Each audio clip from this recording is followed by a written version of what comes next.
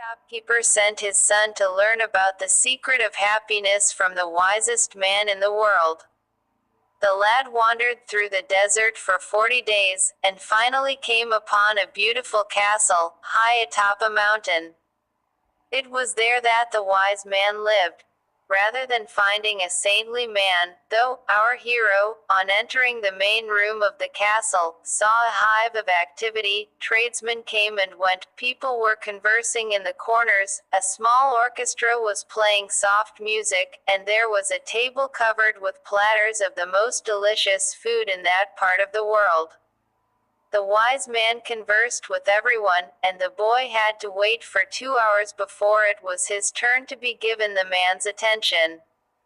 The wise man listened attentively to the boy's explanation of why he had come, but told him that he didn't have time just then to explain the secret of happiness. He suggested that the boy look around the palace and return in 2 hours. "Meanwhile, I want to ask you to do something," said the wise man, handing the boy a teaspoon that held 2 drops of oil. "As you wander around, carry this spoon with you without allowing the oil to spill." The boy began climbing and descending the many stairways of the palace, keeping his eyes fixed on the spoon. After 2 hours, he returned to the room where the wise man was. "Well," asked the wise man, "did you see the Persian tapestries that are hanging in my dining hall? Did you see the garden that it took the master gardener 10 years to create? Did you notice the beautiful parchments in my library?" The boy was embarrassed, and confessed that he had observed nothing.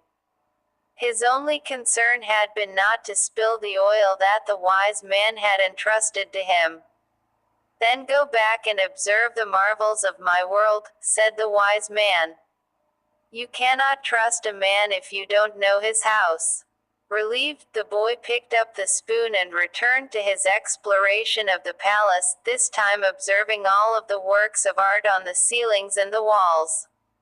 He saw the gardens, the mountains all around him, the beauty of the flowers, and the taste with which everything had been selected. Returning to the wise man, he related in detail everything he had seen. "But where are the drops of oil I entrusted to you?" asked the wise man. Looking down at the spoon he held, the boy saw that the oil was gone.